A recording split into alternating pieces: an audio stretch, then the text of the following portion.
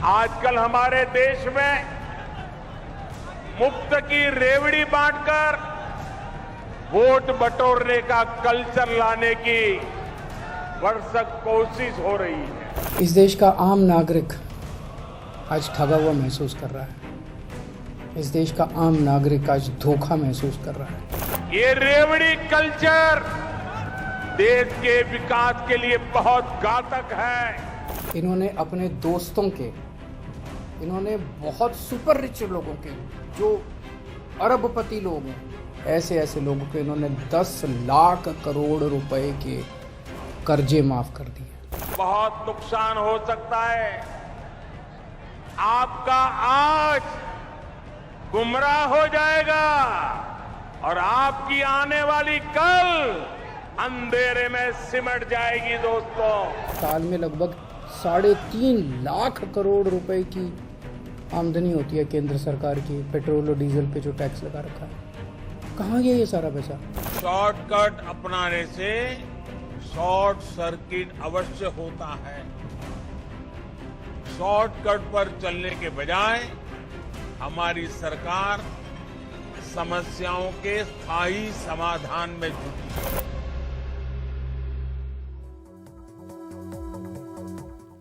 नमस्कार, मैं हूं सुशील बहुगुणा। चुनावों से पहले गरीबों को तमाम मुफ्त सुविधाओं का वादा और चुनाव जीतने के बाद उस पर अमल करना क्या रेवड़ी बांटना है?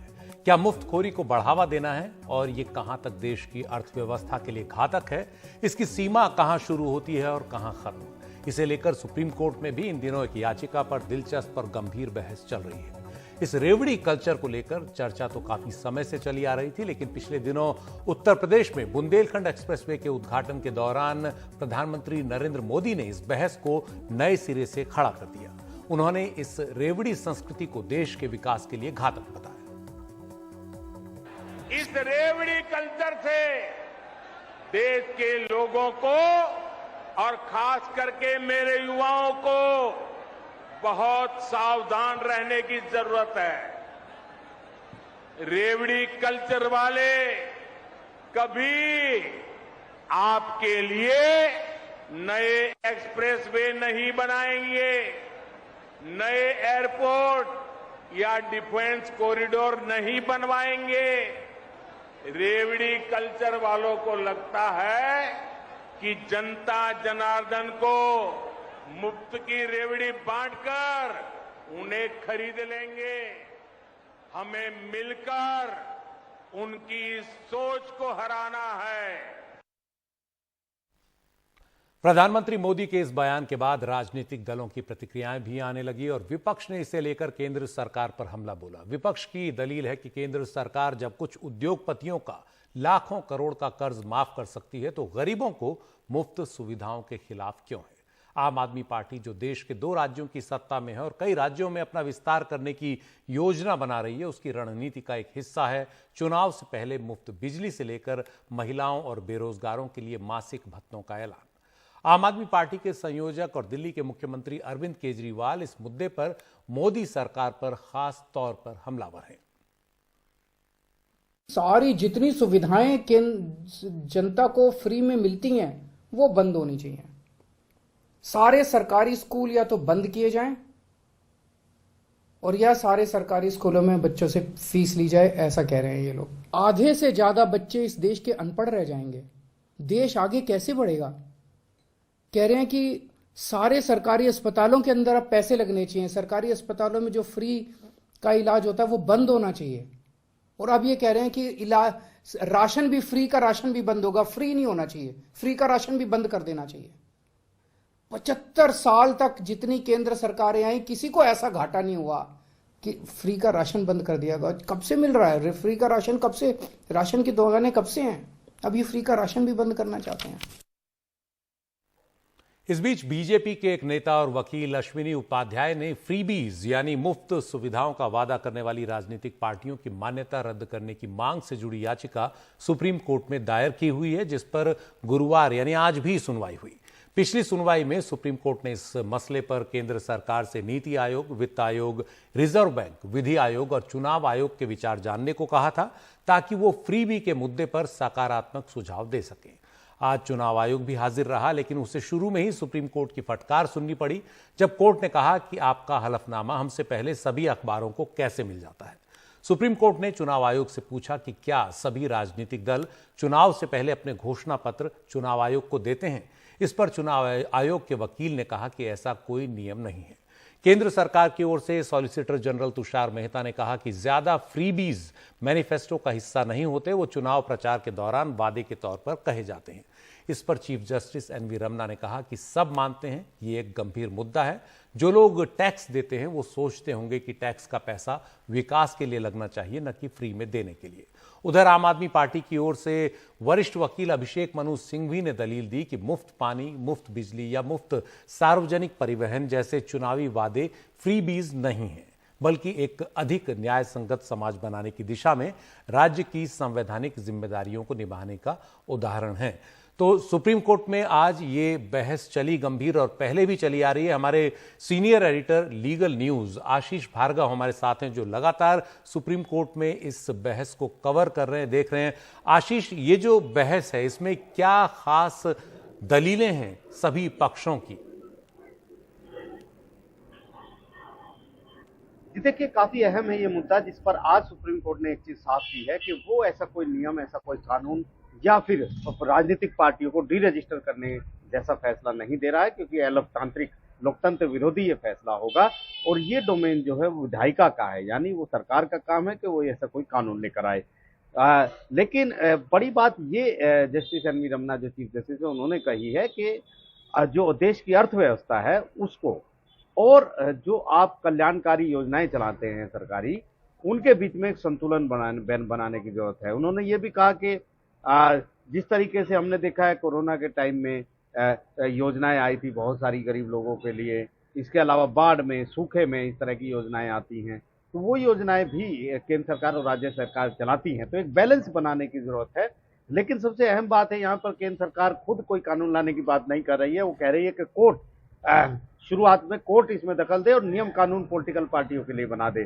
सॉलिसिटर जनरल तुषार मेहता कह रहे थे कि ये जो फ्रीबी है कि आप मुफ्त में सब कुछ दे दीजिए, ये एक आर्थिक डिजास्टर की तरह की, यानी जो आर्थिक आपदा की तरफ ले जा रहा है। और आजकल ये एक ट्रेंड बन गया है कि जो पार्टियां हैं वो चुनाव जीतने के लिए इसे एक आधार बनाती हैं कि हम आपको मुफ्त में ये सब सुविधाएं देंगे, मुफ्त उपहार देंगे, फ्री भी देंगे, और उनको लगता है कि इसी तरीके से वो चुनाव जीता जा सकता है। और ये एक आर्ट है, ये उन्होंने कहा कि अब ये एक आर्ट हो गया है मुफ्त फ्रीबी का वादा करना, मतदाताओं को उनको लुभाना।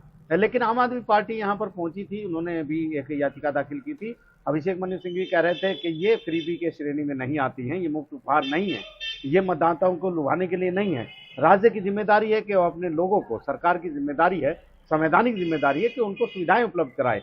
लेकिन दूसरी तरफ सॉलिसिटर कह रहे थे कि बिजली की बात करें तो बिजली की जो कंपनियां, ट्रांसमिशन जो कंपनियां हैं वो, और इसके साथ साथ जो दूसरी कंपनियां हैं वितरण जो करती हैं, वो भी डिस्ट्रीब्यूशन वाली, वो बहुत सारे घाटे में हैं। तो ऐसे में एक लगाम लगनी चाहिए, ये केंद्र सरकार की मांग थी। लेकिन सुप्रीम कोर्ट कह रहा है कि केंद्र सरकार, सरकारों को ये करना चाहिए, विधायिका को इस पर एक कानून लाना चाहिए। ये सुप्रीम कोर्ट के अदालत की क्षेत्र से बाहर की बात है, उनका क्षेत्र अधिकार नहीं है। और अगर ऐसा अदालत कोई ऐसा फैसला देती है तो वो इंक्रोचमेंट करना होगा, अतिक्रमण होगा विधायिका के डोमेन का। लेकिन सबसे अहम पार्ट जो था वो चुनाव आयोग का था, जिसने साफ हाथ खड़े कर दिए हैं। चुनाव आयोग का कहना कि वो स्वागत करते हैं, फ्रीबी नहीं होने चाहिए।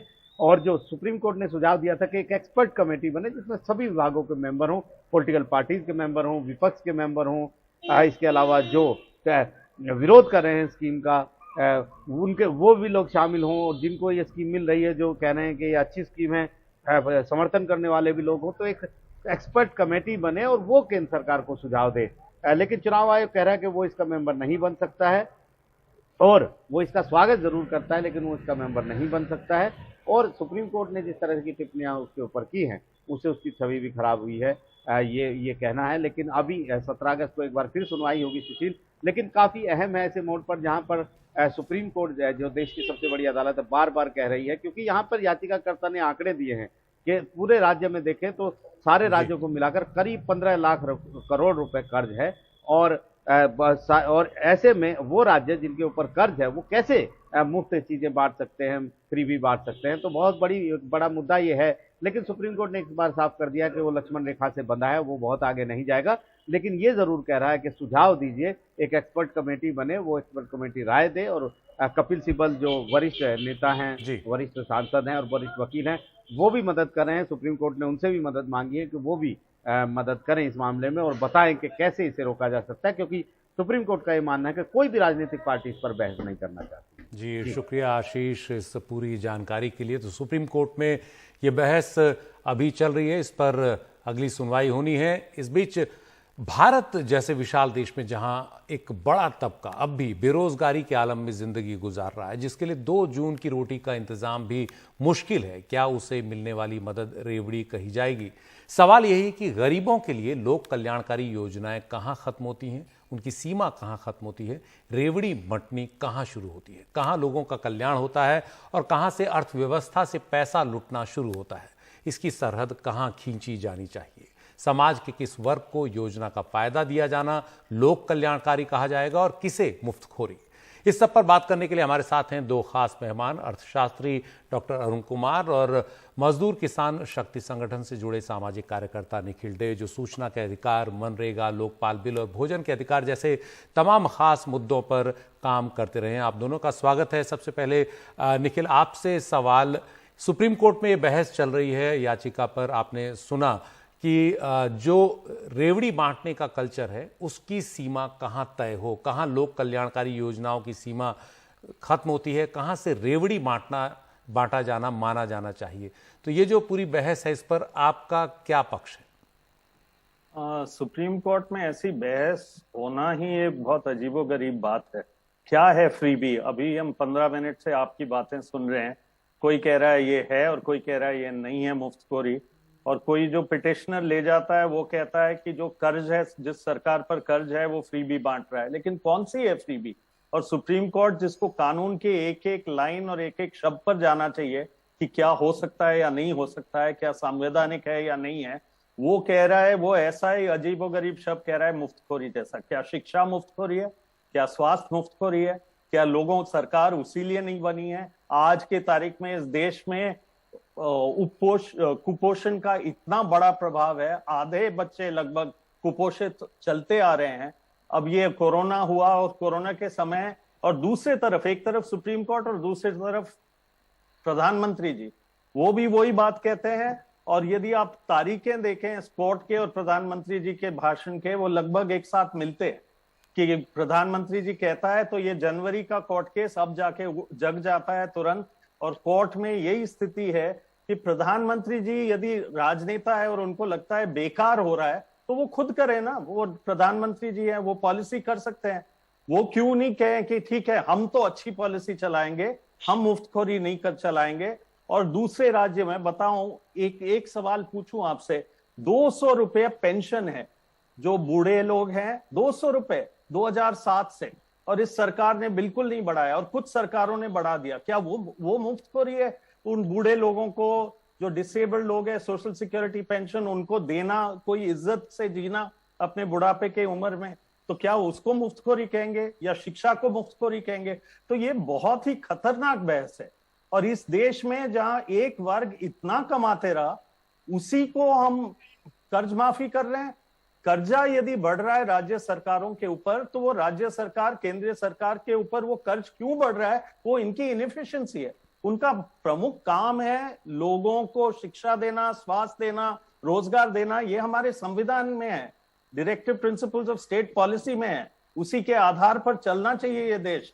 चला नहीं है, पूरा नहीं चला है, तो और हमें सुविधाएं देनी चाहिए, आम नागरिकों को सुविधा। और उसको मुफ्तखोरी कहना, जो वो एक वर्ग कहता है इस देश में, वो बहुत शर्मनाक बात है। वो तो मजे से रहते हैं, वो सारी चीजें उनको मिलती है, सुख सुविधा मिलती है, शिक्षा मिलती है, सब कुछ मिलता है। और आज मुनाफा उन्होंने ही कमाया। कोविड के समय में जो आंकड़े निकले गैर बराबरी के, इतने भयंकर है इस देश के, इतने खतरनाक है। एक तरफ नरेगा, उसको मुफ्तखोरी कहेंगे क्या? जहां लोग काम करते हैं और उसके लिए रोजगार मिलता है, और हम जैसे लोग, जैसे जो नरेगा के लिए लड़े, हमें कहते रहे कि आप मुफ्तखोरी करा रहे हो। लोग काम करते हैं और पैसा कमाते हैं उसकी जगह, और वो भी 10 करोड़ लोग जा रहे हैं। वो बंद कर दो तो आज मर जाएंगे वो सारे लोग। उनके घरों में कुपोषण और बढ़ जाएगा, उनकी स्थिति शिक्षा में भेजने के लिए बच्चों की स्कूल में भेजने की क्षमता नहीं होगी। तो ये देश एक तरफ अपने आप को सुपर पावर कहना चाहता है और उन सारे देशों को देख लिया जिनकी बहुत विकास हुआ है, वो हमसे ज्यादा खर्च करते हैं शिक्षा पर, स्वास्थ्य पर, रोजगार पर। उनके देशों में तब वो लोगों को और टैक्स का बेनिफिट देंगे जब उनके आम लोगों को चीजें होंगी। या हम टैक्स का भी राइट ऑफ कर रहे हैं, हम लोन भी राइट ऑफ कर रहे हैं। 10 लाख करोड़ का हुआ है। वो ऑपोजिशन मल्लिकार्जुन खड़गे जी ने जो सवाल पूछा, पार्लियामेंट में जवाब आया है कि 10 लाख करोड़ कर्ज माफी हो गई और उनको हम फ्री भी नहीं कह रहे। मतलब सबकी निगाहें वहां जा रही है जिसके पास है नहीं, जिसको अपनी इज्जत से जीने के लिए चीजें चाहिए, उसकी तरफ की सारी निगाहें जा रही है। तो और एक लास्ट चीज मैं कहना चाह रहा हूं, प्रधानमंत्री जी ने चुनाव के दौरान क्या कहा, मोदी जी का नमक खाया। वो मोदी जी का कोई नमक नहीं था, वो तो राशन था, वो कानून के तहत आ रहा था, मोदी जी के घर से नहीं आया जो वो बांट रहा है रेवड़ी बांटने जैसा। तो मोदी जी को ये समझना चाहिए चुनाव के समय, तो वो कहते हैं तो बंद करें ना, उनको लगता है ऐसी चीजें। वो हक है लोगों का, वो कोई रेवड़ी नहीं है, वो रेवड़ी बांटने का नहीं है, वो उनका हक है। वही अनाज पैदा करने वाले लोग हैं, वही काम करने वाले लोग हैं, उनकी तकलीफ है। जी, तो जो भी इस तरह की योजनाएं हैं जिनके तहत गरीबों को मदद मिलती है, और ख़ासतौर पर भारत जैसे बड़े देश में जहां एक बड़ी आबादी अब भी बुनियादी सुविधाओं के लिए भी तरस रही है, खाने पीने के लिए 2 जून की रोटी जो है उनके लिए संघर्ष बना हुआ है। तो अरुण कुमार जी, आप अर्थशास्त्री हैं, प्रधानमंत्री का या सरकार का ये कहना कि मुफ्त नहीं दिया जाना चाहिए, रेवड़ी बांटने का कल्चर खत्म होना चाहिए, यह अर्थव्यवस्था पर बोझ है, तो क्या यही अर्थव्यवस्था पर बोझ बना है बड़ा? क्या इसी वजह से देश की अर्थव्यवस्था जो है उस पर एक दबाव बना हुआ है? आपको ऐसा लगता है? देखिए, इस बात को समझने के लिए हमें ये समझना पड़ेगा कि ये समस्या काफी लंबे समय से है। समस्या क्या है कि हमने टॉप डाउन ट्रिकल डाउन नीतियां अपनाई हैं, जिसमें ऊपर के तबके को तो बहुत फायदा हुआ है और नीचे बहुत कम गया है। अभी ई श्रम पोर्टल में डेटा आया, 27 करोड़ असंगठित मजदूर वहां पे रजिस्टर्ड हैं, उनमें 94% बोल रहे हैं कि हमारी आमदनी 10,000 रुपए से कम है। दिल्ली का सोशियो इकोनॉमिक सर्वे आया 2018 का, पैंडेमिक के पहले, अगर उसको ऑल इंडिया लेवल पे जो एक्सटेंड करें तो पता लगता है कि 98% परिवार 20,000 रुपए से कम प्रति माह खर्च करते हैं और 90% परिवार 10,000 रुपए से कम प्रति माह खर्च करते हैं। तो इन लोगों की हालत ऐसी है कि इनके पास पैसा नहीं है, बचत नहीं है, इनके पास रोजगार की कमी है, आमदनी कम हो गई जब पैंडेमिक के दौरान। तो अगर पैसा नहीं होगा, बचत नहीं होगी, तो इनके बच्चों की पढ़ाई कैसे होगी, स्वास्थ्य कैसे होगा, खाने पीने का काम कैसे चलेगा। तो इसलिए मार्केट फेलियर है, बहुत बड़े लेवल पे बाजार फेल करता है। जबकि नई आर्थिक नीतियां कहती हैं कि बाजार से सब कुछ होगा। अगर बाजार से सब कुछ होगा तो अमीर को ही ज्यादा मिलेगा, गरीब को तो जो मिलेगा नहीं, वो तो मार्जिनलाइज हो जाएगा, हाशिए पे खड़ा हो जाएगा। और उसी को चलते हुए वर्ल्ड बैंक ने कहा कि ये जो नई आर्थिक नीतियां हैं जो वॉशिंगटन कंसेंसस के द्वारा लाई गई हैं, वो बताते हैं कि हमें सेफ्टी नेट चाहिए। अगर सेफ्टी नेट नहीं होगा तो गरीब और गरीब हो जाएगा, सोशल एक्सप्लोजन हो जाएगा। तो इसीलिए जब यूपीए 1 के दौरान आपने देखा कि सारे जो प्रोविजंस आए, चाहे राइट टू एजुकेशन आया, राइट टू फूड आया, चाहे जो रूरल एम्प्लॉयमेंट गारंटी स्कीम आया, मिड डे मील स्कीम आई, वगैरह वगैरह। अब जो कैपिटलिज्म का क्राइसिस और बढ़ गया है, क्योंकि मांग फिर भी नहीं बढ़ी। अब मांग फिर भी नहीं बढ़ी क्योंकि लोगों के हाथ में जब खरीदने का पैसा नहीं है। तो अब वर्ल्ड बैंक ने 2014-15 से कहना शुरू कर दिया कि अब हम यूनिवर्सल बेसिक इनकम यानी पैसा बांट देंगे। अब पैसा बांट देना क्यों? क्योंकि जिससे डिमांड बढ़े। अच्छा, पैसा बांट देना वर्ल्ड बैंक कह रहा है, जो उसके खिलाफ होता था। वो क्यों कहना पड़ रहा है? क्योंकि नहीं तो कैपिटलिज्म कोलैप्स कर जाएगा। और इसीलिए आपने देखा अमेरिका के जो अमीर हैं, वॉरेन बुफे वगैरह, वो 2012 में उन्होंने कहा कि अगर अमीर लोग ज्यादा टैक्स नहीं देंगे तो कैपिटलिज्म सर्वाइव नहीं करेगा। उनको अमेरिका के रिच ने जो सपोर्ट किया, फ्रांस के रिच ने सपोर्ट किया, जर्मनी के रिच ने सपोर्ट किया, इटली के रिच ने सपोर्ट किया। इंडिया में हमारे अमीरों ने कुछ नहीं जो सपोर्ट किया। यही बात वॉरेन बुफे ने 2018 में रिपीट की, फिर उन्होंने 2021 में रिपीट की पैंडेमिक के दौरान। ये दिखाता है कि आज कैपिटलिज्म का क्राइसिस है, जिसमें गरीब आदमी की तरफ ध्यान नहीं जाता है, वो हाशिए पे खड़ा रहता है। और इसीलिए अगर वो हाशिए पे खड़ा रहेगा तो सोशल एक्सप्लोजन होगा।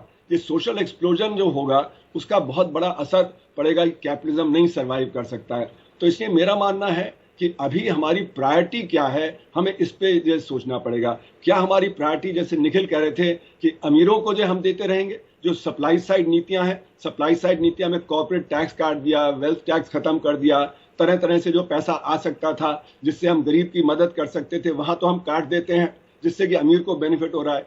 मतलब हमारे यहाँ जो इतनी लो पर कैपिटा इनकम पे भी 140 बिलियनर हैं दुनिया के, और एक बिलियनर तो इतना तेजी से बिलियनर हुए कि वो दुनिया के चौथे सबसे अमीर व्यक्ति हो गए 1.5 साल के अंदर अंदर। तो ये दिखा रहा है कि हमारी नीतियां जो हैं वो कितनी गलत नीतियां हैं, जहां पे कि हम अमीर को सपोर्ट करे जा रहे हैं, बिजनेस को। अच्छा, बिजनेस को इतने सारे कंसेशन देते हैं तो उनको हम कह देते हैं इंसेंटिव है, कि वो तो प्रोडक्शन के लिए इंसेंटिव है, और जब गरीब को हम देते हैं तो वो कहते हैं वो रेवड़ी है, वो कहते हैं कि ये तो जो फ्री भी हो गया। तो सवाल ये उठता है कि किसकी जरूरत ज्यादा है, क्या बिलियनर्स की जरूरत ज्यादा है, क्या बिजनेस की जरूरत ज्यादा है? गरीब की जरूरत नहीं है। गरीब के जो हमारी अनसिविलाइज कंडीशन है उसके हिसाब से अगर आप देखें तो पैंडेमिक के दौरान 90% वर्कर ने कहा कि हमारे पास एक हफ्ते की बचत नहीं है कि हम एक हफ्ते का जो खाना पीना खरीद सकें। इसीलिए हमारे देश में सबसे बड़ा पलायन हुआ। इतना बड़ा पलायन और किसी देश में नहीं हुआ कि लाखों करोड़ों लोग शहरों से गांव में चले गए, क्योंकि उनकी जो लिविंग कंडीशन है वो बड़ी अनसिविलाइज्ड है। न साफ पीने का पानी है, न बिजली है, न घर है, न बच्चों की पढ़ाई का है।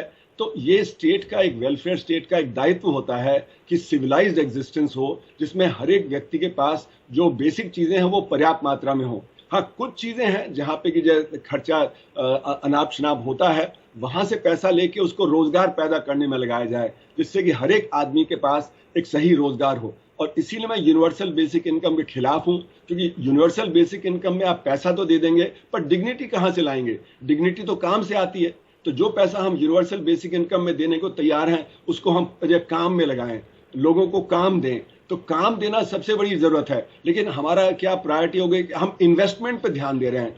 इन्वेस्टमेंट कहां जा रहा है? संघर्ष क्षेत्र में जा रहा है। संघर्ष क्षेत्र में नौकरी नहीं बन रही है, वो असंगठित क्षेत्र को और जो बुरी तरह से पछाड़ दे रहा है, तो और गरीबी हो जा रही है। तो ये जो सारा कैपिटलिस्ट का एक सिस्टम है उसका क्राइसिस है कि आज इस तरह की बात चल रही है। और फिर प्रधानमंत्री जी ने तो खुद ही कितने सारे अनाउंसमेंट किए हुए हैं, चाहे वो किसानों को देना है, चाहे और तबकों को पैसा दिया जा रहा है और कुछ दिया जा रहा है। तो खुद अपने ऊपर रोक पहले लगा लें, फिर बाकी जो राज्यों पे या बाकी और जो पार्टीज पे करें। तो मेरा मानना ये पॉलिटिकल इकोनॉमी का सवाल है, ये जुडिशियल सवाल नहीं है। ये पॉलिटिकल इकोनॉमी सॉल्व करेगी, हमारी पॉलिटिक्स सॉल्व करेगी, वो हमारे सुप्रीम कोर्ट सॉल्व नहीं कर सकता। कोई कमिटी सुप्रीम कोर्ट बिठा दे वो इसको सॉल्व नहीं कर सकता, क्योंकि अल्टीमेटली ये हमारी पॉलिटिक्स है, जिस पॉलिटिक्स में हमने बिजनेस को और अमीरों को जब प्राथमिकता दी है और गरीब को हमने पीछे छोड़ दिया। जी, खुद बीजेपी की ही सरकारें इस तरह की कई योजनाओं पर अमल करती रही हैं, जिसे अब वो रेवड़ी बांटना कह रहे हैं या कह सकते हैं। क्या ये अचानक से सवाल श्रीलंका की आर्थिक हालत को देखकर तो नहीं उठा है? अचानक जो ये पिछले 6 महीने में मुद्दा सामने आया या 8 महीने में मुद्दा सामने आया? आप मुझसे पूछ रहे हैं? जी जी। नहीं, ऐसा देखिए, श्रीलंका का और भारत का कोई कंपैरिजन नहीं है। श्रीलंका की अर्थव्यवस्था एक बहुत छोटी अर्थव्यवस्था है। वहां पे वो कभी सेल्फ सफिशिएंट नहीं हो सकते, उनको फॉरेन एक्सचेंज चाहिए। वो उनका फॉरेन एक्सचेंज की अर्निंग बहुत कम हो गई पैंडेमिक के दौरान, क्योंकि जो टूरिज्म है वो बहुत खत्म हो गया, जो उनके जो रेमिटेंस आते थे वो हो गया। फिर उन्होंने ऑर्गेनिक फार्मिंग की तो उनका फूड प्रोडक्शन कम हो गया। वो स्थिति हमारी नहीं है, बैलेंस ऑफ पेमेंट में हमारा इतना गड़बड़ नहीं है जितना उनका है जी। पर सरकार को ये लग रहा है कि आने वाली परिस्थिति बहुत ही बेढब है। एक नई कोल्ड वॉर शुरू हो गई है। यूक्रेन युद्ध कब तक चलेगा पता नहीं। चीन में जो वहां पे तनाव बहुत है, वो कितना चलेगा उसके आइडिया नहीं है। तो सरकार को डर ये है कि हमारे जो गरीबी है वो बढ़ रही है, उससे खर्चा बढ़ेगा, और दूसरी तरफ जो है हमारा रेवेन्यू वो कम हो जाएगा। डेफिसिट ऑलरेडी करीब 10-11% जीडीपी का है, अगर आप सेंटर और स्टेट को जोड़ लें वो और ज्यादा बढ़ जाएगा। क्रेडिट रेटिंग एजेंसीज कम करेंगी। इसीलिए सरकार इस समय कोशिश कर रही है कि हम रेवड़ी करके कुछ मतलब ये खर्चे कम कर दें, जिससे कि हमारा जो फिस्कल डेफिसिट कंट्रोल में आए। पर सवाल उठता है कि आप अमीरों के ऊपर क्यों नहीं कम कर देते हैं? उनके जो टैक्स एक्सपेंडिचर है उनको कम कर दें। जो आपने जो वेल्थ टैक्स हटा दिया, wealth tax, gift tax, estate tax से कम 3 लाख करोड़ रुपए अतिरिक्त आ सकता है। अगर आप कॉर्पोरेट टैक्स में जो आपने 1.6 लाख करोड़ की छूट दी थी वो ले लें तो 6-7 लाख करोड़ रुपया तो इन सब चीजों से आ जाएगा। काले धन की अर्थव्यवस्था को कंट्रोल कर ले तो और 4-5 लाख करोड़ रुपया आ जाएगा। तो पैसे की कमी नहीं है, हमारी विल की कमी है, हमारी पॉलिटिकल विल जो है वो कम है। जी, और ये एक तरह से कैपिटलिस्ट सिस्टम का फेल्योर है, ये भी आप कह रहे हैं। निखिल डे, आप मजदूरों और किसानों के बीच में लगातार काम करते हैं। इस तरह की जो योजनाएं हैं क्या कैसी बननी चाहिए जो सरकारों के लिए आदर्श हो और जो गरीब आदमी के हाथ में सम्मान भी दें, उसको हाथ में रोजगार भी दें और उसको एक तरह से 2 जून रोटी का मोहताज न होना पड़े? क्या योजनाओं पर सरकार को अमल करना चाहिए इस तरह की? तो ये अच्छा, बहुत अच्छा, एक यही है राजनीति का सोच। और मेरे ख्याल में ये जब से 1990 में इकोनॉमिक लिबरलाइजेशन होने लगा और ये कहने लगे कि मार्केट सब कुछ कर लेगा, एक बहुत बड़ा गठजोड़ बन गया सरकारों और ये बड़ी कंपनियों, कॉर्पोरेट्स के बीच में। और आज वही साजिश है, वही सब लोग पैसे भी कमा रहे हैं और भी कमाना चाहते हैं और वो कहना चाहते हैं कि बाकी सब लोगों के लिए जो है वो फ्री भी है। अब जो मुफ्तखोरी है, जो सन 2005 से लेके 2015 के बीच में कुछ ऐसे कानून आए, कानूनी हक आए जिसमें लोग काम करेंगे तो पैसा कमाएंगे। जो प्रोफेसर साहब कह रहे हैं अरुण जी कि ये काम दो, लोगों को काम दो, उनके घर में पैसा आएगा तो शिक्षा भी लेंगे, स्वास्थ्य भी देंगे। हम बहुत ज्यादा नहीं दे रहे हैं, उनकी मजदूरी को ही हम रोक रहे हैं, कम कर रहे हैं। खाना, रोटी, क्या हम मिड डे मील नहीं देंगे? हमारे अनाज के भंडार इतने बढ़ गए थे, कौन पैदा कर रहा है? किसान पैदा कर रहा है, और वही किसान अपने बच्चों को खिला नहीं पा रहा है बहुत सारी जगह। तो वो बहुत सारी जगह आप उनको मिड डे मील पर्याप्त दो, आप उनको खाना पर्याप्त दो, वो तो कोई फ्री भी नहीं है, वो आपके देश की संपत्ति। विकास वही होता है, मानव संसाधन का विकास वही होता है। शिक्षा और स्वास्थ्य हम इतना कम खर्च कर रहे हैं। दुनिया में आज प्राइवेट स्कूल बढ़ रहे हैं, प्राइवेट हॉस्पिटल बढ़ रहे हैं, वो सारा कुछ कौन जाएगा? जिसके पास पैसा है। तो यदि देश के हम हक दें, आधार दें, किसके लिए? सबके लिए नहीं। ये एक बहुत बड़ी विडंबना है सच में। पीएम किसान है, पीएम आवास है, तो ये फ्री भी नहीं है यदि पीएम का नाम लगा दें, या वो बंद होने वाले हैं। तो लोगों को हम केवल मुफ्त में नहीं दे, मुफ्त में देना मतलब हम देने वाले हैं, ये इनके हक हैं। और हक आधारित आप इस पैंडेमिक के बाद एक वैसे स्वास्थ्य का अधिकार का कानून बनना चाहिए था जिससे इज्जत मिलती लोगों को और अपनी जिंदगी मिलती। तो ये इस साजिश को बिल्कुल फेल करना चाहिए, बंद कर देना चाहिए और कहना चाहिए जिनकी जरूरत है उनकी जरूरत करें, नहीं तो सरकार कुर्सी छोड़े। शुक्रिया निखिल डे और प्रोफेसर अरुण कुमार इस खास बातचीत में हिस्सा लेने के लिए। तो एक तरह से ये कैपिटलिस्ट सिस्टम का फेल्योर है ये कहा जा रहा है, और सरकार ने जो रेवड़ी कल्चर बताया उसका अब विरोध तेजी से हो रहा है। सरकार खुद वो काम कर रही है जिसको रेवड़ी कल्चर बता रही है। तो कहां पर लोक कल्याणकारी योजनाएं जो है उनकी सीमा खत्म होती है, रेवड़ी कल्चर कहां से शुरू होता है, इस पर जो बहस है वो अभी लगातार बनी रहेगी। लेकिन देश के जो मजदूर और किसान हैं वो सरकार की हर प्राथमिकता में केंद्र में होने चाहिए। वक्त एक ब्रेक का।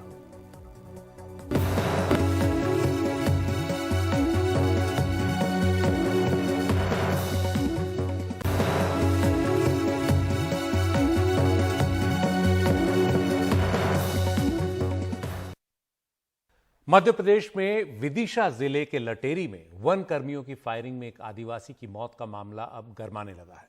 कांग्रेस के पूर्व मंत्री और विधायक ओमकार सिंह मरकाम विदिशा पहुंचे और मेडिकल कॉलेज पहुंचकर घायलों का हाल जाना। सरकार ने मामले की न्यायिक जांच के आदेश दे दिए हैं। वन विभाग इन्हें लकड़ी तस्कर बताते हुए आत्मरक्षा में गोली चलाने की बात कह रहा है। उधर घायलों का कहना है कि लकड़ी काटकर ले जाते समय वन विभाग ने पीछे से गोलियां चलाई। वन कर्मियों पर हत्या का केस दर्ज कर लिया गया है, उन्हें निलंबित भी किया गया है।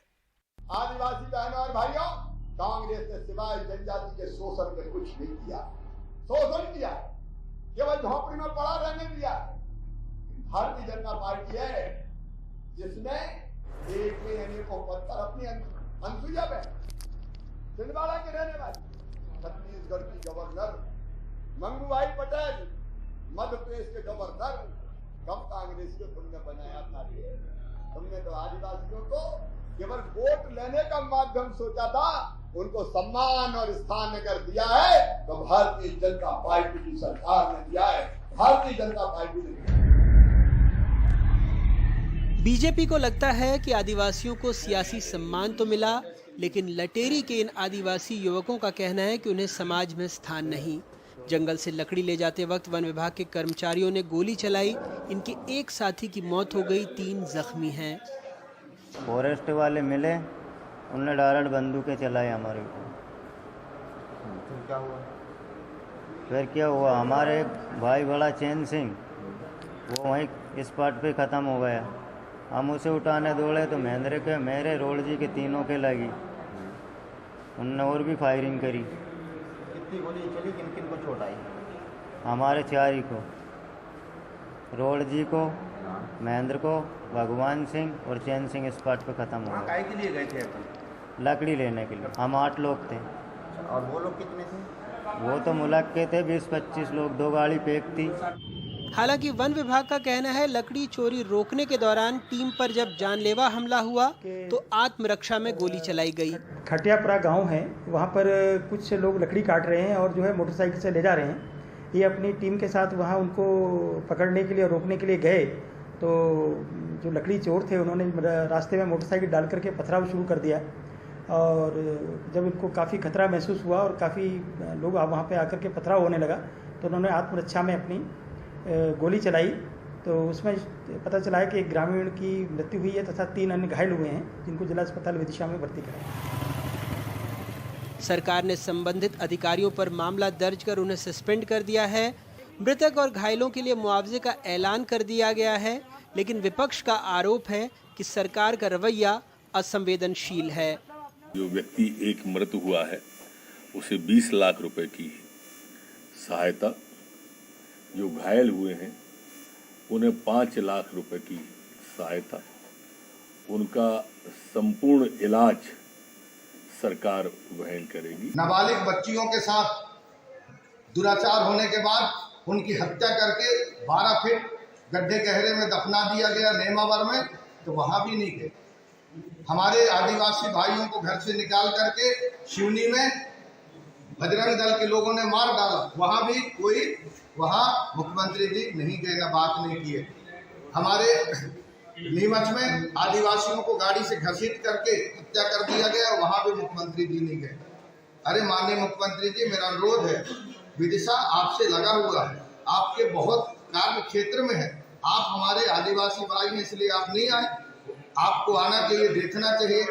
ये तो पूरी तरह से माननीय मुख्यमंत्री जी का असंवेदनशीलता का प्रमाण है। राज्य सरकार ने 22% से ज्यादा आदिवासी आबादी के लिए भाव भंगिमाएं खूब बनाई हैं, लेकिन एक सच ये भी है कि एनसीआरबी की रिपोर्ट के मुताबिक 2020 में देश में अनुसूचित जनजाति के लोगों के साथ अत्याचार के 8,272 मामले दर्ज किए गए, जिसमें 2019 के मुकाबले 9.3% का उछाल आया। इसमें भी मध्य प्रदेश अगुवा है, जहां 2,401 यानी 29% मामले दर्ज हुए और इसके साथ मध्य प्रदेश पहली पायदान पर रहा। 1920 में देश का पहला जंगल सत्याग्रह छत्तीसगढ़ के नगरी सिहावा में हुआ। अंग्रेजों ने जलावन की लकड़ी लाने पर तक पाबंदी लगा रखी थी। जो जंगल से जलावन की लकड़ी लाता था उस पर भारी जुर्माना लगता था। नगरी सिहावा में आदिवासियों ने इसके खिलाफ विद्रोह का बिगुल फूका, जंगल गए, जलावन की लकड़ी लाई और गिरफ्तारी दी। आज़ादी के 75वें वर्ष में मध्य प्रदेश में आदिवासियों का आरोप है कि जंगल में से जलावन की लकड़ी लाने पर उन्हें गिरफ्तार नहीं किया गया, सीधे गोली मार दी गई। विदिशा से अपने सहयोगी नावेद और भोपाल से कैमरा पर्सन रिजवान खान के साथ अनुराग द्वारी, एनडीटीवी इंडिया।